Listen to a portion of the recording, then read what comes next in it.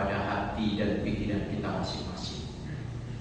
Oleh karena itu saudara, moga-moga rangkaian ibadah suci silaturahim dikemas dengan kajian ini kelak akan menjadi bukti dan kelak akan menjadi teman sejati kita saat kita diadili oleh Allah di yaumul mizan. Amin ya rabbal alamin.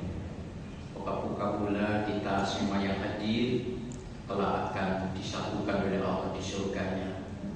Amin ya rabbal alamin. Sebagaimana yang Allah janjikan di surat Ar-Ra'd ayat 23. Jannatu 'adnin yadkhulunaha wa man shalaha min abaihim wa azwajihim wa dzurriyyatihim wal malaikatu yadkhuluna 'alaihim min kulli bab. Oke. Ini waktunya jam 6:05. Jadi nanti jam 7:05. Pembukaan tadi tidak saya hitung. Kalau 1,5 jam senang juga. Tema kajian kita, saya sudah keempat ini ya. Kajian pertama saya tidak membawa makalah karena saya diberitahu baru maaf Pak Rifin sebagai ketua pembina Yayasan Imanul Islam temani kami itu ke Mojokerto. Nanti Ustaz memberi ceramah dulu, baru diberitahu. Oke. Pertemuan kedua, ketiga saya bawa makalah. Keempat ini membawa makalah. Setiap saya kajian mesti harus membawa makalah ilmiah sebagai pertanggungjawaban ilmiah. Yang kedua, kajian yang membawa makalah itu akan terdefinisikan dan memberi peluang jamaah untuk mengkaji ulang, mereview, lalu kemudian bisa WA kepada saya di luar waktu atau juga bisa komunikasi lanjut. Itu kelebihannya. Saya tidak pernah mau pakai LCD, habis itu pergi ditinggal. Harus. Nah, Bunda Bapak Saudaraku, nanti saya kirim juga buku e-book saya yang terbaru. Tapi harus sabar membaca ya, karena jumlahnya 700 halaman. Buku terbaru itu, dan insya Allah tahun depan akan ada lagi. Temanya mengislamisasi kehidupan bermasyarakat. Jadi pengantar studi Islamisasi sosiologi. Udah Bapak, buku itu bisa panjenengan gandakan, panjenengan sebar-sebarkan bebas gitu ya. Sampai yang produk terbitkan, disebarkan bebas, dijual bebas, tapi uangnya untuk dakwah ya. Pak Arif dikasih enggak, lul, enggak mau, jadi disebarkan. Baik, tema kajian saat ini adalah ontologi ujian dalam hidup. Ontologi itu makna terdalam, makna yang esensial, makna yang paling fundamental. Jadi kita memahami apa makna yang fundamental, makna yang paling inti. Itu namanya ontologi. Islam, Bunda Bapak Saudaraku, ketika kita beragama, melaksanakan rangkaian ibadah, itu pertama yang harus kita bangun, pertama yang harus kita dudukkan di makomnya, itu adalah makna ontologi, saudara. Itu apa hakikat aku sholat, itu makna ontologi. Apa hakikatnya aku menunaikan zakat, direnungkan terus. Sampai apapun detik ini aku hadir dalam sebuah majelis taklim, apa hakikatnya? Hakikatnya khairul ummah, itu tadi yang saya sebut seperti itu. Oke. Nah, kita baca, kita kaji sama-sama, gitu ya, udah Bapak. Dan tolong mindset pikiran kita ketika panjenengan mendengarkan ceramah, jangan sekali-kali bilang Jangan sekali-kali membangun paradigma pikiran bahwa yang ngomong itu lebih mulia di mata Allah. Oh tidak. Ini penting supaya panjenengan ketika mendengarkan ceramah seseorang tidak mengkultuskan dia adalah ulama penting, terus minta idunya dia, air liur dia diletakkan di aquarium. Begitu saudara. Kenapa? Pertanyaan kenapa? Ada dasarnya. Detik ini kita berinteraksi, detik ini kita berkomunikasi. Lita'arafu dalam konsep Islam di surah Al-Hujurat ayat 13. Allah bilang inna akramakum indallahi atqakum.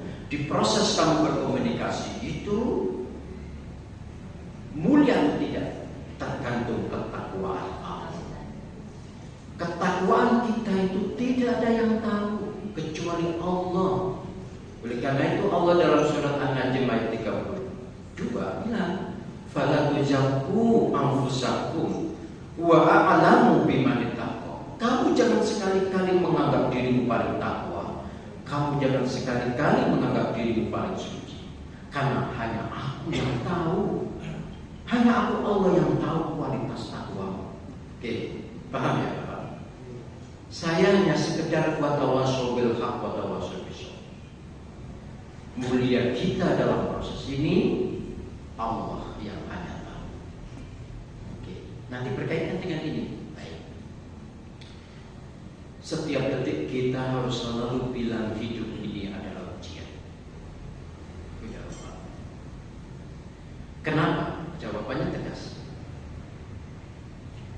Di dalam surah Al-Baqarah, orang saya ditulis juga. Nanti tak kasih makalahnya ini, nanti lebih lengkap di nomor berapa ini?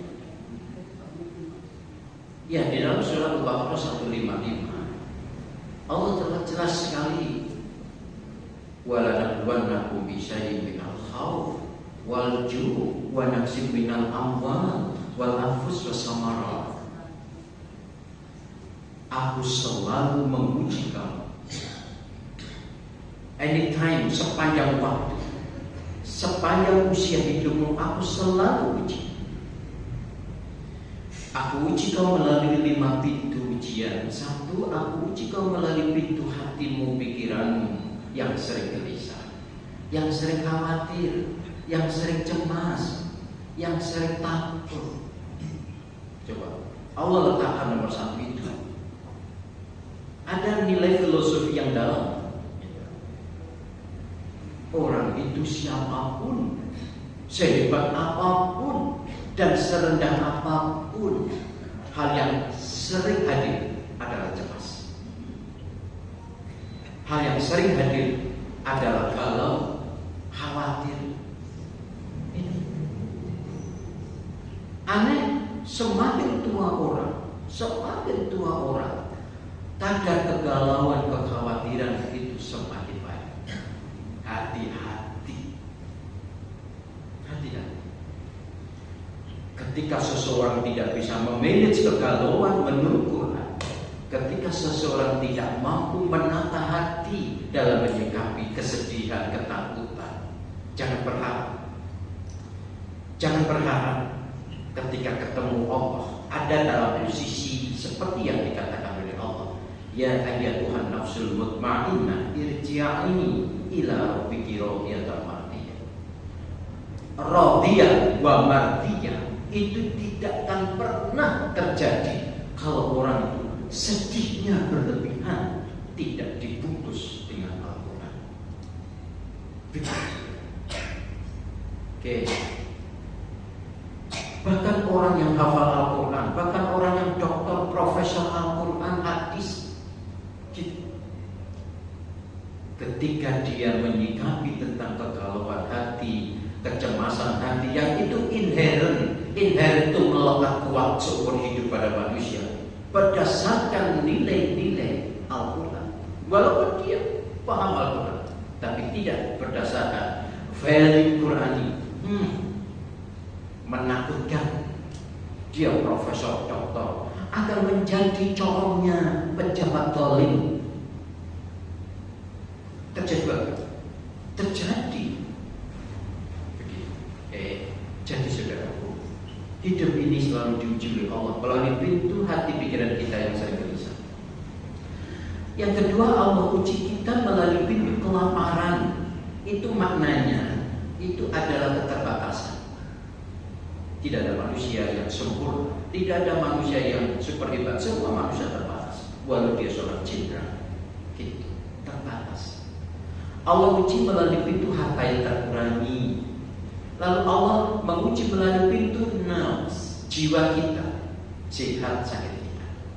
Lalu yang kelima, Allah uji melalui pintu kebun atau tempat kita mencari rezeki. Oke. Baik, pertanyaannya masih satu. Aduh, kok cepet banget ya waktu ini. Oke, itu aja. Kita ini dihadirkan oleh Allah sebagai khalifah untuk menguji kekhalifahan kita. Allah menguji kita. Jadi untuk menentukan kekhalifahan kita itu baik atau tidak baik, Allah menguji kita. Itu benar. Cek aja dalam surat Al-An'am 165. Wa huwa alladzi ja'alakum khalifal ardh wa rafa'a ba'dakum fawqa ba'din darajat liyabluwakum fima atakum. Aku akan uji kamu karena aku Allah telah menumpahkan nikmat karunia kepadamu. Oke. Gak usah diteruskan karena kita belum masuk pada ini. Sekarang nomor 2. Apa makna ontologi ujian? Ada 5. Tidak Bapak ya. Ada 5. 1. Yang namanya ujian hidup itu, yang namanya ujian hidup itu adalah sesuatu yang hadir dalam hidup kita, bahagia atau sedih, sehat atau sakit, baik atau buruk. Itu namanya ujian. Jadi punya Bapak saudaraku, jangan pernah sekali-kali kita itu mengokohkan pemahaman bahwa yang namanya ujian itu sesuatu yang melukai kita, yang menyakitkan kita, yang membuat kita itu tidak suka, kegagalan, derita-derita. Oh no, bukan. Justru itu ujian yang kecil. Ujian yang terberat adalah kenikmatan, kesuksesan, gitu. Kesenangan yang itu mengalir dalam kehidupan kita, yang menyelimuti kehidupan kita. Itu ujian yang berat. Itu yang namanya kenikmatan. Kenikmatan dunia itu ujian terberat. Itu nomor 1 ya. Sekarang pertanyaannya, kenapa? Iya, Allah jawab dalam surat Ibrahim ayat 3. Perhatikan dengan baik. Kalau perlu ini direnungkan dalam setiap waktu dalam hidup kita. Alladzina yastahibbuna al-hayata dunya 'alal akhirah wa yasudduna 'an sabilillah wa yabghunaha iwaja. Ulaika fi dhalalin ba'id. Perhatikan juga Bapak Saudara. Orang yang sangat mencintai dunia lalu dia mengesampingkan akhirat, berarti dia sangat hedonisme. Hedonisme itu memuja kenikmatan dunia. Dia bergelimang dalam kesenangan. Orang seperti itu wa yasudduna 'an sabilillah, dia pasti akan menghalang-halangi jiwanya dan pikirannya. Jiwa pikiran orang lain ada di jalan Allah. Ayo. Orang yang sangat gila kepada kepentingan dunia, kenikmatan dunia, dijamin 1000% dia akan menghalang-halangi jiwa dan pikirannya sendiri, dan jiwa pikiran orang lain ada di jalan kebenaran Allah. Yang lebih mengerikan lagi, wa yabghunaha iwaja. Orang itu akan lebih suka memilih jalan bengkok. Dia akan suka memilih jalan kezaliman. Dia akan lebih suka memilih jalan dusta sebagai satu-satunya metode cara meraih kesuksesan. Begitu. Dan itu Al-Quran yang bilang. Orang seperti itu, orang yang gila pada kepentingan dunia, kenikmatan dunia, dia akan menghalang-halangi jiwa pikirannya di jalan Allah, dan dia memilih jalan zalim. Dusta adalah jalan terbaik dalam hidup. Allah bilang, ulaika fi dhalalin ba'id. Mereka itu ada dalam kegelapan, kesesatan yang sangat jauh. Oke.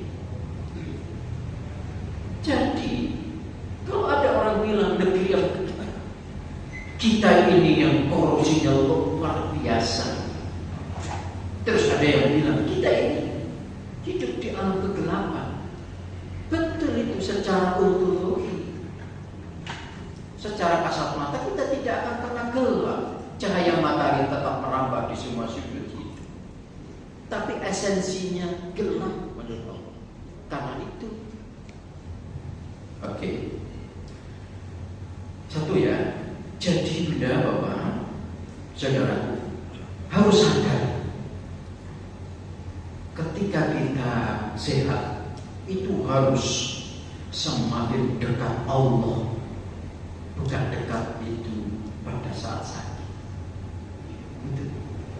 Semakin mendapatkan ilmu tinggi, semakin hartanya banyak, semakin tinggi jabatannya, semakin kokoh kekeh menyuarakan kebenaran, semakin berfilantropi, dermawan, dan semakin tinggi jabatan publiknya, itu semakin merambah kepada jutaan rakyat kecil untuk selalu kita senyum bahagia. Oke, paham? Nomor satu ya. Nomor satu itu. Karena hati-hati. Oh ya sih. Mungkin kita. Kenapa mencintai kenikmatan dunia itu kok seperti itu jadinya? Iya, karena Allah jawab. Orang yang sangat mencintai dunia melupakan akhirat, itu pasti semua omongannya palsu, pikirannya palsu, tindakannya palsu tok. Kenapa? Karena kenikmatan dunia itu adalah palsu.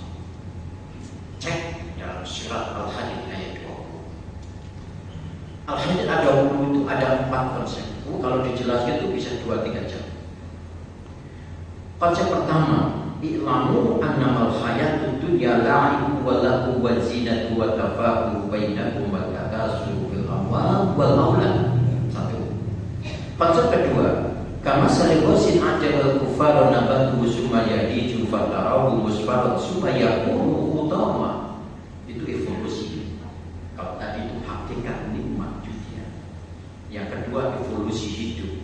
Yang ketiga, wa fil akhirati 'adzabun syadid wa maghfiratun minallah wa ridwan. Itu konsep endingnya hidup kamu nanti hanya ada 2 kelompok. Nah, konsep yang keempat, wa ma hayatud dunya illa mata'ul ghurur.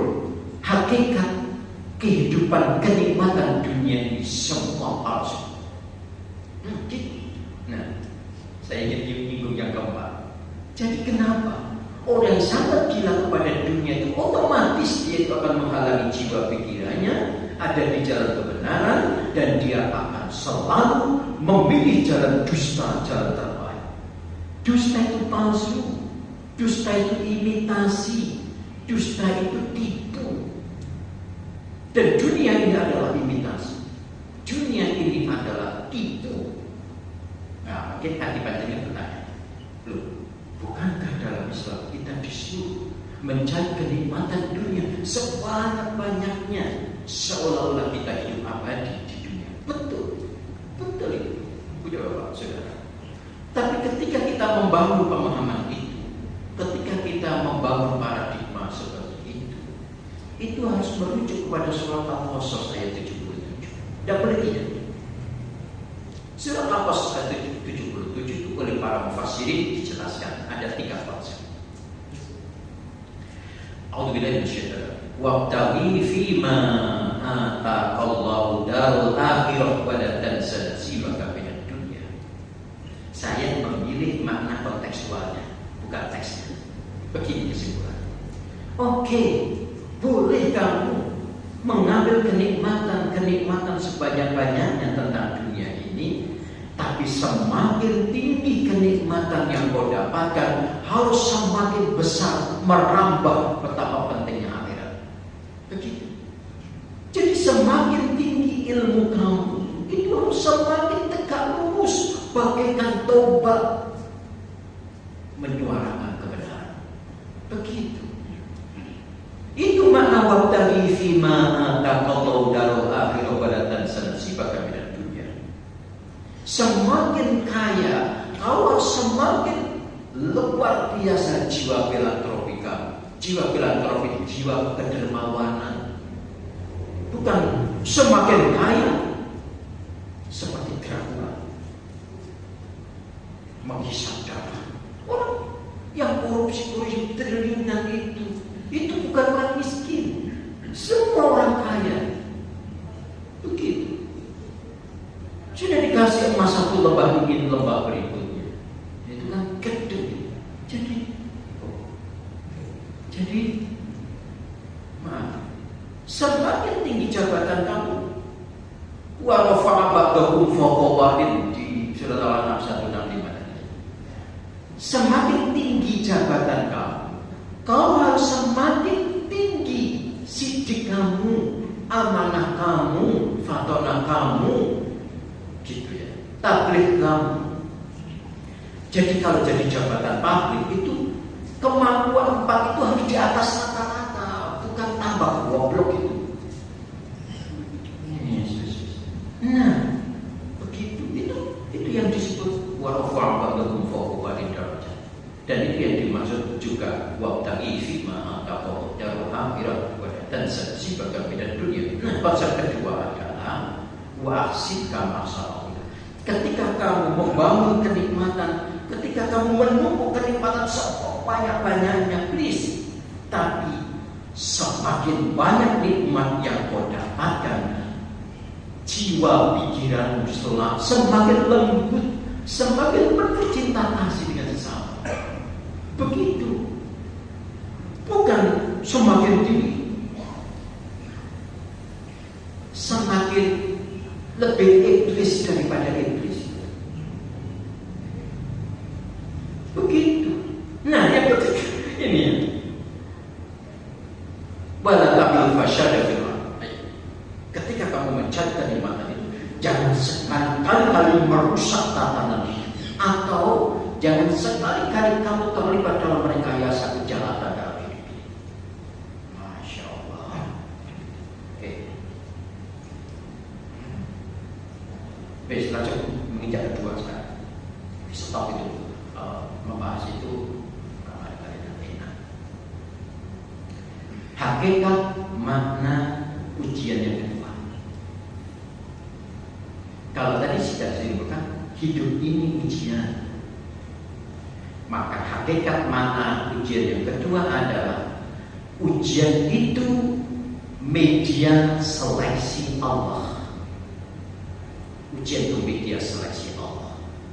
Al-Mulk ayat 2. Ya.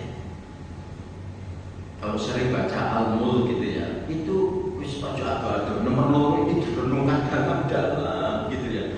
Aku ini sesuai sudah esensi ayat itu ada enggak? Itu paham? Jadi selalu memahami bahwa hari ini aku harus lebih baik dari hari kemarin. Esok insya Allah aku akan lebih baik dari hari ini. Gitu. Alladzi khalaqal mauta wal hayata liyabluwakum ayyukum ahsanu amala. Amal itu harus berakumulasi. Itu yang namanya hijrah, itu yang namanya jihad, hijrah, jihad. Dalam Al-Quran banyak dipadukan. Amanu wa hajaru wa jahadu. Itu konsep untuk selalu harus lebih baik. Begitu. Allah Maha tahu kita itu lemah. Allah itu Maha tahu bahwa kita terbatas. An-Nisa ayat 24. Wa ulqal insan dha'ifa. Tapi dalam beragama itu kau harus membangun kualitas iman dan amal soleh. Iman itu kesendirian kamu, kekhusyuan kepada Allah. Amal soleh itu kau harus membumi seperti ini. Beragama itu harus menyatu dalam jadinya. Beragama yang mencerahkan berkemajuan. Makalah yang ketiga sudah tersampaikan, dibaca ulang. Nanti kalau hilang minta kirim lagi. Supaya apa? Ahsan amal. Kau harus lebih baik, lebih baik, lebih baik. Allah tuh menginginkan endingnya kematian kamu nanti lebih baik dari hari kemarin. Itu. Aku tidak usah berpikir dosa semakin banyak. Tapi hari ini aku harus lebih baik. Harus lebih baik. Harus lebih baik. Atau ayat 20 jelas saja. Coba. Alladzina amanu wa hajaru wa jahadu fi sabilillah bi amwalihim wa anfusihim a'dhamu darajatan indallah wa ulaika humul faizun. Kalau kau ingin mendapatkan derajat yang mulia di sisiku, dan kalau kau ingin aku tetapkan sebagai pemenang hidup. Hidup ini ujian. Pemenang hidup itu apa, Bunda Bapak Saudara? Saat kita menghadap Allah itu meraih radhiyah wa mardiyah, itu pemenang.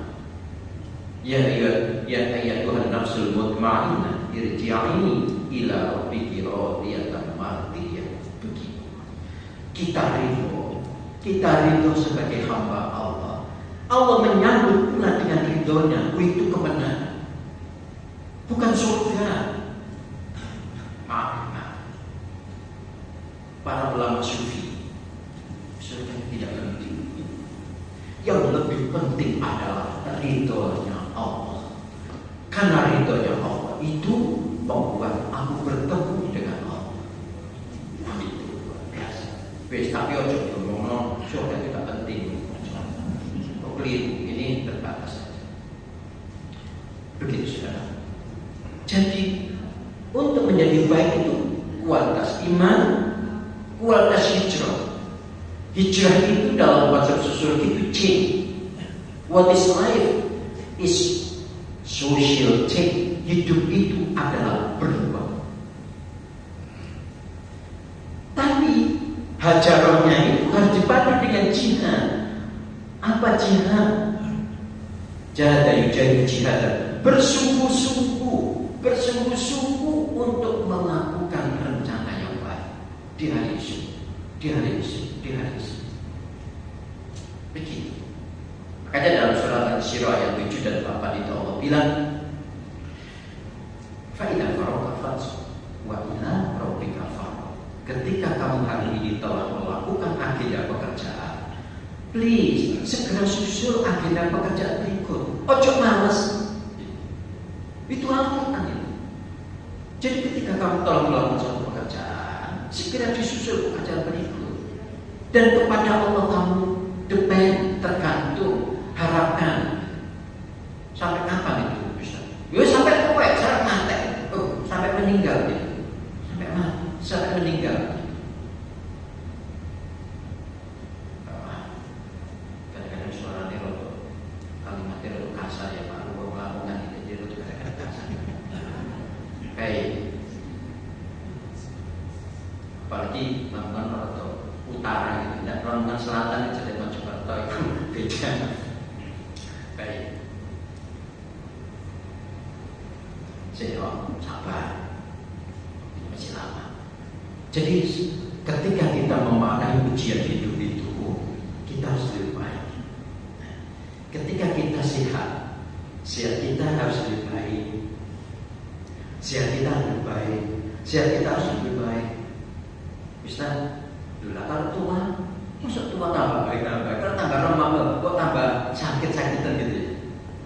Baiknya di sini adalah kualitas religiusnya, kualitas kasih sayangnya, kualitas psikologinya, begitu. Itu. Coba dicermati salah satu saja. Di surat Al-Furqan ayat 63, betapa indahnya Allah bilang dengan kalimat wa ibadur rahmanil ladzina yamshuna 'alal ardi hauna wa idza khatabahumul jahiluna qalu salam. Itu Ibnu Katsir memberikan penjelasan agak lebih leluasa. Wahai hambaku, gitu, yang mendapatkan cinta kasih saya, aku Allah yang maha kasih dan sayang, itu begitu senang sekali menjumpai hamba yang menjalani hidup ini dengan penuh kelembutan hati dan pikirannya. Wa idza khatabahumul jahiluna qalu salama. Ketika mendapatkan ucapan negatif dari orang lain, dia tidak membalas ucapan negatif itu, malah justru dia sambut dengan ucapan yang menyelamatkan, yang membahagiakan, yang menyenangkan. Pertanyaannya, bisakah seperti itu? Bisa. Hanya orang-orang yang betul-betul mampu membangun kualitas hari ini lebih baik dari kemarin. Imannya baik, prinsip hidupnya hari ini aku lebih baik dari kemarin, dan aku bersungguh-sungguh dengan jiwa raga. Itu a'dhamu darajatan inda Allah wa ulaika al-faizun. Gitu. Makanya jamaahku semua, komunitas jamaah kita ini tidak boleh gampang marah, tidak boleh ngomong paling benar, nggak boleh mengolok-olok orang. Kita harus penuh kelembutan, humanity. Humanity itu empati, dipadu dengan filantropi. Begitu. Itu roh kita. Ada sebuah hadis la yarhamullah ma la yarhamun nas. Tidak akan pernah mendapatkan kasih sayang Allah hidupmu kalau kamu selama hidupmu tidak membumikan, tidak mempertaruhkan, dan tidak menciptakan kasih sayang dengan sesama. Itu ingat tak? Syarat masuk surga berjamaah kita ada 7. Syarat pertama itu adalah janji, dan syarat kedua adalah membangun cinta kasih yang bersama. Sebab orang masuk neraka itu sebabnya 1. melanggar janji, dan 2. memutus tali ikatan cinta kasih yang sama. Cek dalam surah Ar-Ra'd ayat 20. 20 itu 1 syarat, 21 2 syarat, 22 4 syarat. Jadi ada 7. Lalu di ayat 23 yang tadi saya baca, Allah akan memasukkan kita ke surga secara berjamaah. Syarat 1, alladzina yufuna bi'ahdillah wa la yanquduna al-mitsaq. Memegang teguh janji yang telah dia ucapkan di hadapan Allah. Janji saudara. Yang kedua, walladzina yasiluna ma amara bi ayyusholat. Orang yang sanggup membangun ikatan silaturahmi, penuh cinta kasih sesama, yang itu perintah Allah.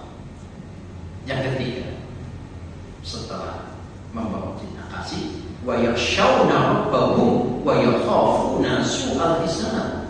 Hidup ini hanya takut sama Allah, hanya takut sama Allah, dan takut kalau berbuat tidak baik. Yang itu nanti mengakumulasi menjadi amal jelek. Nah, yang ketiga, 4, 5, 6, 7 itu disebutkan di 1 ayat 22. Walladzina sabaru ibtigha'a wajhi rabbihim. Orang yang betul-betul sanggup membawa kualitas sikap mental sabar semata mengharap ridhonya. Nah, baru sholat Bapak, Saudara. Syarat kelima itu sholat. Di ayat ini masuk surga pertama itu bukan sholat maksud, memegang teguh janji. Nah, para mufassirin, para ahli hikmah, nomor satu itu kalau kualitas, maka 2, 3, 4, 5, 6, 7 otomatis. Gitu. Ini namanya berpikir secara hierarkis struktural. Urut itu nggak boleh nomor 6 didulukan. Wa aqamus shalah. Terus nomor 6, wa anfaqu mimma razaqnahum sirran wa alaniyah. Kau sanggup mensedekahkan, menginfakkan harta yang kamu secara sembunyi-sembunyi atau terus terang, secara terus terang atau sembunyi-sembunyi please gitu. Nah, yang ketujuh wa yadra'u dan hasanah saja. Apa itu? Ketika kamu melakukan sesuatu yang salah, segera sadar dan ditukar dengan kebaikan. Ketika kamu melihat orang lain salah, segera dijawab dengan kebaikan. Ojo salah, yo melo-melo malah, itu tambah gede. Begitu. 40 menit bisa. Oke, cek yang ketiga. Makna, jadi nanti 5 kalau nggak nutut, ya sudah lagi 5 makalah ya. Ada 11 halamannya. Punya Bapak, perlu disadari. Yang namanya ujian yang Allah berikan itu persis disesuaikan dengan kemampuan kita. Gitu. Jadi nggak oleh panjenengan kita itu kecewa. Tidak boleh. Gitu. Ada ujian, lalu kita senang gitu, berbangga-bangga teman. Tidak boleh. Ada ujian pahit, bersedih-sedih teman. Tidak boleh. Karena Allah berikan itu mesti penuh hikmah dan sesuai dengan kemampuan. Gitu. Jadi panjenengan gitu ya. Kalau misalnya ya, ini ekstrim. Konsultasi seorang ibu jamaah. Saya ketika memberikan materi upaya menggapai kebahagiaan sejati dalam arti rumah tangga. Basisnya di surat Ar-Rum 21. Nah, terus selesai itu ada seorang ibu gitu, konsultasi sambil menangis. Ustaz, rasanya hidup saya ini berat pol banget. Loh, tidak boleh begitu Bunda. Loh, tapi kenyataannya iya, tidak boleh. Terus apa sih? Singkat cerita, dia pejabat, istri wanita itu pejabat, suaminya pejabat. Tapi suaminya itu super gendeng. Gendengnya itu lain-lain banyak, tapi yang nemenin itu membawa istri di depannya, di rumahnya berzina. Ayo, wah ibu, sampai saudara mesti semangat. Dan itu bukan 1 kali 2 kali, berkali-kali. Aku seperti gimana cara saya? Oke, caranya bersujudlah kepada Allah. Bunda, bersujud kepada Allah. Gunakan waktu sepertiga malam terakhir, bermunajat kepada Allah. Allah dekat kepada kita. Apa yang kau minta pasti diberi. Apa yang kau harap pasti dikabulkan doa. Dan pasti hatimu dikuatkan menghadapi ujian hidup. Allah itu bilang dalam surat Al-Muzammil, inna nasi'atal lail hiya asyaddu wa aqwa qila. Kesetiaan kamu menunaikan sholat malam tahajud seperti ke malam terakhir itu membuat hatimu, jiwamu begitu kokoh. Dan apa yang kau ucapkan terus di hati. Hidup ini hanya butuh hati pikiran kita begitu kokoh bersimpuh di hadapan Allah. Dan ketika kita berucap itu ucapan yang sidik, tembus di hati. Begitu. Nah, itu panjang terapi. 1 bulan kemudian tolong minta istiqomahnya. Pikirnya ini, pikirnya. Dia jawab, Ustaz, Masya Allah, luar biasa. Ketika aku menjumpai suami berperilaku seperti itu, bahkan ketika ada tim KPK ke rumah, aku tidak pernah sedih. Karena mau jemput suaminya. Supaya iblis, lebih iblis daripada iblis. Dia kokoh kekeh. Aku milik Allah. La yukallifullahu nafsan illa wus'aha. Itu dipahami dengan filosofi yang dalam. Allah tidak akan pernah memberikan beban ujian kepada hambanya yang tidak sesuai dengan kemampuannya. Begitu. Nah, saya pernah nolak.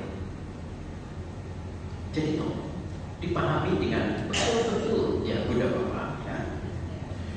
Kekayaan yang kita miliki itu ujian terberat. Dan kita harus semakin memanage lahir batin kita ada di level yang sama dengan kekayaan. Untuk apa? Untuk merespon betul-betul iyyaka na'budu wa iyyaka nasta'in. Hanya kepadamu ya Allah aku mengabdi beribadah. Dan hanya kepadamu ya Allah aku depend. Saya mau tanya, udah Bapak, kita ini sehari semalam minimal dengan ibadah sholat sunnah minimal kita akan bersumpah di hadapan Allah, iyyaka na'budu wa iyyaka nasta'in. Ayo, tolong Bunda Bapak betulkah? Jangan-jangan ketika kita bilang iyyaka na'budu wa iyyaka nasta'in, Allah jawab dalam surah Ar-Ra'd ayat 25. Walladzina yaquduna 'ala Allah bil ba'di misaqi. Kamu bohong. Kamu telah membohongi sumpah janji yang telah kau ucapkan di hadapan. Apa buktinya? Misalnya tanpa ada halangan syarat. Ini bukti kecil. Tanpa ada halangan syarat. Ada adzan hayya 'alas shalah, bapak-bapak duduk di rumah. Tidak datang ke masjid sholat jamaah. Itu termasuk iyyaka na'budu wa iyyaka nasta'in. Jangan-jangan Allah bilang bohong. Ada hal eman untuk sedekah kepada keluarga. Iya, udah Bapak. Dicek dalam di surat 215 Al-Baqarah. Cara kita berinfak bersedekah yang terbaik. Wa'budullaha wa la tusyriku bihi syai'an wa bil walidaini ihsana wa bidzil qurba wal yatama wal masakin. Oh sorry, ya betul. Jadi yas'alunaka madza yunfikun gitu ya. Sorry, tadi salah. Yas'alunaka madza yunfikun qul ma anfaqtum min khairin falil walidaini wal aqrabin wal yatama wal masakin. Muhammad, kalau kamu ditanya umat gimana cara berinfak terbaik itu? Jawab, infak terbaik kepada ayah kandung, ibu kandung. Itu nomor 1. Baru nomor 2 kepada kerabat. Gitu. Baru nomor 3 anak yatim, fakir miskin. Itu ada urutan nih, udah Bapak. Kalau ayah ibu kita itu sudah meninggal, ya tetap semakin sering bersedekah atas nama ayah dan ibu. Caranya masukkan ke masjid, masukkan ke fisabilillah. Begitu. Oke. Jadi saudara biasa mati. Begitu cara kita ketika kita memanage sebuah pola hidup menyikapi sebuah ujian. Semakin kaya kita semakin banyak sedekah. Semakin miskin ya banyak sedekah. Dengan apa? Hadir di sebuah pengajian. Hadir dalam kegiatan-kegiatan sosial masyarakat. Begitu. Kan jihadu fisabilillah bi amwalikum wa anfusikum. Amwal wa anfusikum. Begitu. Jadi kadang-kadang kita tidak boleh kemeliti gitu ya. Semua kita tambah kemeliti, pintar tambah kemeliti gitu. Tambah tinggi jabatannya, tambah baik kemeliti. Sangat kecil. Oke. Ada pertanyaan, please? Nomor piro? 3, nomor 4, 5. Monggo Bapak, ada pertanyaan? Nggak ada? Ya.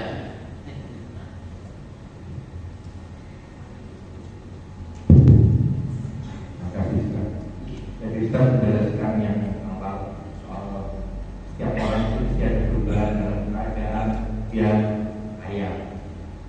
Yang ini saya tanyakan Ustaz, mindset seseorang itu apakah sama? Kalau memang dia dalam keadaan punya kedudukan, punya kekayaan, tapi pasti ada perubahan. Itu yang pertama Ustaz. Yang kedua terkait dengan sholat Ustaz. Lanjutkan sholat Ustaz. Apakah kita sholat itu hanya memenuhi kriteria 5 waktu saja, atau kita melaksanakan sesuai dengan syariat-syariat Islam? Oke, baik. Terima kasih Ustaz. Dua saja. Kau nak agak kebingungan. Baik, sudah Bapak. Pertanyaan, apakah setiap orang akan mempunyai mindset pemikiran yang sama di dalam memahami tentang syariat agama? Saya jawab secara umum saja. Jadi begini, saudara. Di ranah praktisnya tidak sama, tapi di ranah ontologinya harus sama. Wa ma umiru illa liya'budullaha mukhlishina lahuddin. Wa ma khalaqul jinna wal insa illa liya'budun. Wa da'u mukhlishina lahuddin. Ayat-ayat itu memberikan penjelasan secara ontologi, hakikat yang paling dasar hadirnya kita ke dunia ini ibadah kepada Allah. Nah, kemudian cara ibadah kita itu disesuaikan dengan kemampuan kita masing-masing. Oke. Dalam menjalankan ibadah sesuai dengan kemampuan masing-masing, nikmat yang diberikan oleh Allah kepada kita itu adalah ujian terberat. Bagaimana menyikapinya? Kita tetap harus menyikapi sebagai individu pemimpin atau sebagai kolektif pemimpin. Pemimpin ada dua ya. Kullukum ra'in wa kullukum mas'ulun an ra'iyati. Setiap dirimu adalah pemimpin dan kau akan dimintai pertanggungjawaban atas kepemimpinan kamu. Tetapi wa rafa'a ba'dakum fawqa ba'din darajat. Di antara individu kamu, aku angkat salah satu atau beberapa menjadi pemimpin kelompok. Oke, begitu. Pemimpin individu kelompok, kamu harus membangun kualitas tetap sidik, amanah, tabligh, mato'ah sesuai dengan kemampuan masing-masing. Likulli darajatum mimma amilu. Perhatikan itu kata Allah. Likulli darajatum mimma amilu. Setiap derajat hasil karya itu tergantikan oleh kemampuan karya kamu masing-masing. Makanya yang penting itu betul-betul kamu jujur, selalu jujur. Semakin konsep jujur wajib itu esensi. Tapi bagaimana pembumian mempraktekkan kejujuran? Nah, itu lihat status masing-masing. Semakin pintar, kau harus semakin keras menyuarakan ketidakjujuran. Semakin keras melawan ketidakjujuran. Itu semakin kaya, kau harus semakin jujur pada kamu. Artinya kata itu tidak Allah. Makanya Al-Quran mengatakan ketika kamu bisa menginfakkan, mensedekahkan, menzakatkan harta, Al-Quran bilang tutahhiruhum wa tuzakkiruhum, itu akan membersihkan kamu dan akan mensucikan esensi jiwa kamu. Ya, oke. Sini Ojo dusta. Sebab dusta itu empunya semua kejahatan. Semua kejahatan dalam hidup ini sumbernya dusta. Itu kata Rasulullah dalam hadis sahih Bukhari. Wa innal kadhiba yahdi ila fujuri wa innal fujura yahdi lana. Hakikat dusta itu empunya semua kejahatan. Semua kejahatan itu empunya dusta, dan kejahatan itu pasti masuk neraka. Tapi beda dengan jujur. Inna sidqa yahdi ila birri wa innal birra yahdi ila jannah. Hakikat jujur itu empunya semua kebaikan. Semua kebaikan itu mempunyai kejujuran, dan kebaikan itu mesti mengantarkan ke surga. Oke. Jadi ketika kita menerapkan sidik tadi sesuai dengan kapasitas kita masing-masing, intinya jujur. Mindsetnya, fondasinya jujur, tapi aplikasinya sesuai dengan kemampuan masing-masing. Itu sampai kepada amanahnya, tablighnya.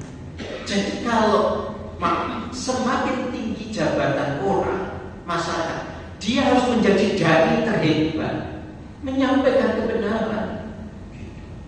Orang tambah nyimpen kebohongan, bertafawur itu. Begitu. Nah, sekarang sholat. Udah Bapak, saudaraku, hakikat sholat itu adalah tanha anil fahsya wal munkar. Agar bisa tanha anil fahsya wal munkar, maka jangan sabur, jangan rokok. Makanya Al-Quran dalam surah Al-Maun menyebut wailul musallin alladzina hum an sholatihim sahun. Sahun itu lalai. Lalai itu tidak khusyuk. Tidak khusyuk. Allahu Akbar keliling macam-macam. Saya pernah itu di tempat dosen-dosen dari orang ngajar itu. Ustaz, aku udah sholat itu Interpol. Lah kok argumentasinya? Allahu Akbar, langsung aku giling penelitian di rumah ini. Kayak tulis ucap separuh, macamnya gendengnya ya. Tapi itu realistis. Makanya jangan salah. Aja pula rokun itu pamrih pria. Makanya dalam surat Al-Isra ayat 22 konteks di dunia dan Al-Isra ayat 39 konteks akhir Allah bilang begini. La taj'al ma'allahi ilahan akhar fataquda madhmuman maqbulan. Kamu jangan sekali-kali mengakui Allah Tuhan kamu, tapi ketika kamu melakukan sesuatu terbesit dalam hati pikiranmu selain aku. Kalau kondisi jiwamu seperti itu, kau akan kucelakakan dan kau akan kuhinakan. Allah astagfirullah. Hati-hati, Bapak. Jadi, ketika kita melakukan sesuatu apapun, apalagi sholat, betul-betul pure, gitu. Lillah. Nah, itu suatu saat saya akan bicara tentang ikhlasnya. Nanti, kalau Allah mengizinkan, kalau Allah menantikan, kita ketemu lagi. Itu menarik sekali. Jadi begitu. Nah, jadi sholat ya kita tunaikan yang wajib, lalu kita bungkus dengan sunnah. Jadi sunnah itu adalah penunjangnya. Sebab itu tadi Bunda Bapak, kita itu manusia tetap manusia. Kadang sholat kita itu tidak bisa, tidak mungkin kita bisa memenuhi standar seperti sholatnya Rasulullah. Tidak mungkin. Oleh karena itu kita harus berusaha untuk terus sebisa mungkin. Lalu jangan lupa sholat sunnahnya. Karena sholat sunnah itu dalam hadis sahih adalah mengisi lubang-lubang ketidaksempurnaan sholat wajib. Ya, baik. Terutama untuk membagi khusus itu sholat malam, ya. Itu jangan lupa. Lagi, kau akan mewarisi surga. Syaratnya ada 7. Itu beda tadi, beda dengan awal. Ini ahli surga. Kalau tadi masuk surga pertama, ahli surga itu dia memiliki 7 karakter. Itu dijelaskan di surat Ali Imran ayat 16-17. Al-Imran 2, lalu 17-nya 5. Nah, menariknya di 5 ini satu konsep dasarnya. As-sabirina was-sadiqina wal-qanitina wal-munfiqina wal-mustaghfirina bil ashar. Jadi kalau di ayat 15 kan begini. Qul a'unabbiukum bi khairin min dzalikum lil ladzina taqaw rabbihim jannatun tajri min tahtiha al-anharu khalidina fiha ila akhir, ya.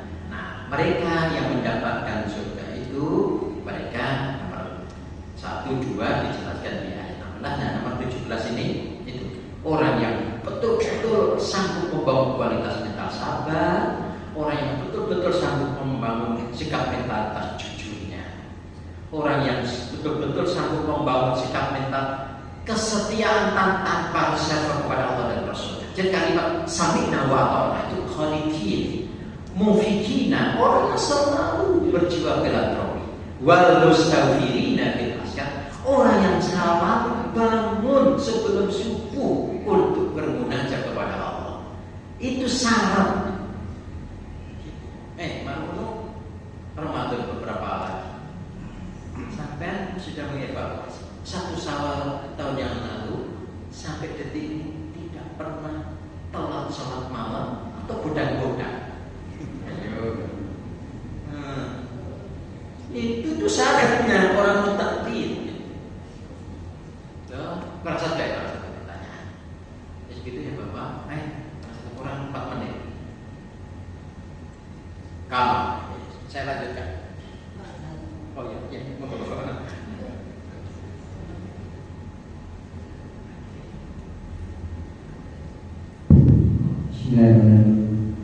Pak, pada hakikatnya apakah hakikat dari la yukaliful nafsan illa usaha?